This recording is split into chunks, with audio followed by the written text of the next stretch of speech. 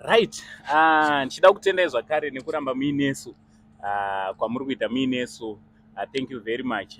Tichida kutenda zvakare vasaura vedu veFit and Go ndo vanotigadzirira motikari kuti tinge tiri tinoenda kwese kwatinoenda. Iye zvino tiri panapa nekuda kwemotikari yakagadzirwa suspension neveFit and Go. So zvamunongoita kana muchidawo kugadzirwa motikari yenyu munongovabata panhamba dziri pascreen kana kusvika panhamba 48 Kagui Street muguta reHarare.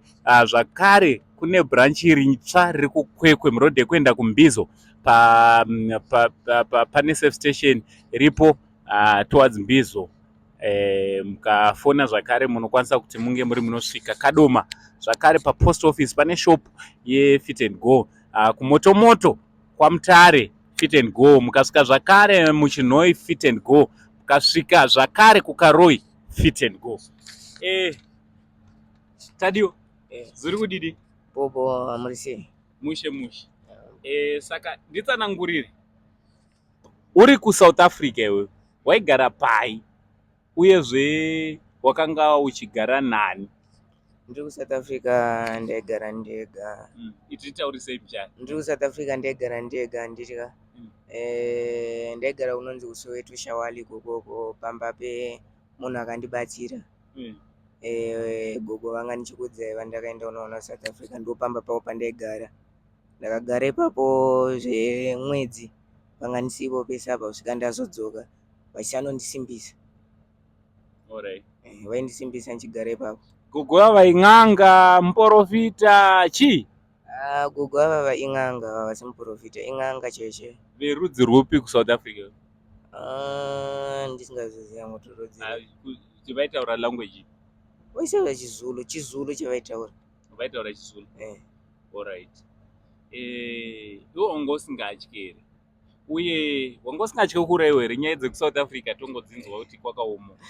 Ndaisatya hangu kuraiwa nekuti pamapanga ndaienda pano pekuti munhu wachona aitoda kutondibatsirawo zvezviwa. Gogo wachona vaida kundibatsira zvisingaite, saka ndaisatya zvangu zvakanyanya. Plus hapana kwandaifamba nchienda, ndaivepo ndiri pamba bhozi ndaida kunatsosimbisa zvinhu zvangu. Samakore ese waingogara pamba? Ndaigara ipapo. Mari ichingoramba irimo mubhegi? Mari yairamba irimo mubhegi. Ndaisatoishandisa pandaigara apo, pawanga wakatonditosaishandisa unoishandisa kudzokera. Ndakatotanga kutoishandisa ndichidzoka uno. Kureva kuti makore ese aingovamo? Yaingovamo. Apapa iyi yasara mari? Apapa ikuramba ichingo-increase, haisi kuita less kana kuti chii. Ndakangotora mari yanei ndatora ndakanoverenga futi ndinongoona iri the same. Haisi kuchinja, ingoramba iri pa 150,000 rands. Ndopa ingoramba iri papa, haisi kuchinja. Chero ndakachishandisa zvinenge haisi kuchinja, mari iyoyo ingoramba iri papa. Saka hautyi here zvakadai? Kutya zvezvezvi handityatyi. Pandakatanga ndopa ndaitya, izvezvi handityatyi. Izvezvi ndajaira zvinhu, ndamomu zvinhu kasaka handityatyi. Ndaitya pandaitanga. Kana kusiya, hausi kuda kusiya here? Timbotaura nemamwe maprofets, mapastors, mabishop vangada kubatsira. Sofa kusiya zvichasiyike nekutoti ndatopakati pazvo.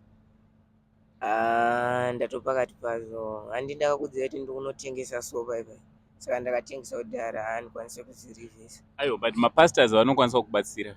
Maprofets emuZimbabwe tine avo maprofets mahombe.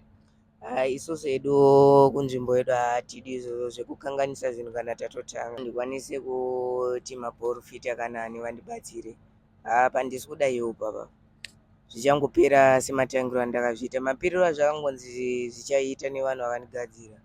Ndo mapiriro andoda kungoti zviita, handisi kuda hangu iwo.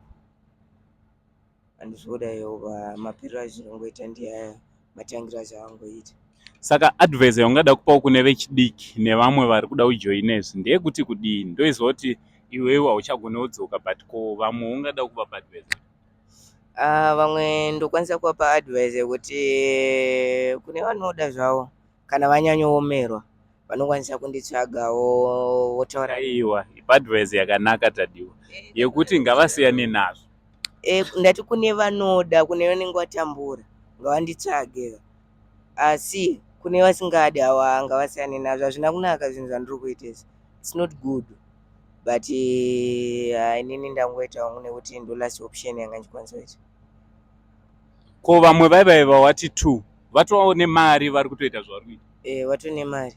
Mazita makuru here kana kuti madiki? Mazita achiri madiki but achaita makuru. Achiri Alright. madiki but achaita makuru. Ndezvipi zvavanazvo vanhu ivavo kubva pawakavaitira? Izvezvi kubva pawakaenda vese vane dzimba, motikari vakufamba nadzo, makasi wanawo, zvese zvavari kuda vari kukwanisa kuzviita, havana chinhu chavasi kukwanisa kuita neneti mari yachona yekuita zvinhu vanayo. Uyu mukomana regai timire panapa because ndiri kutya kuti angatoinfluensa vamwe, but ndangoti ndikutsvagirei Tadiwa wamakanga mutsvaga. Tadiwa Nyamanindi uyu aripo mupenyu, arimo muHarare. Guys, zvakaoma. Akaita zvinhu zvachona achiri mufana apa paatokura, ari kuti ane 18, hadzisi 17 here. Aiwa, usada kuti 18 nekuti ndodziri legal. Uri mudiki papo. All right. So guys, what do you think about this young man, Tadiwa Nyamanindi, nestory yake yekuromba? What do you think? Ngataura ne comment section. From Uncle saying the only Zim Uncle. For now, Chiti, much love and good.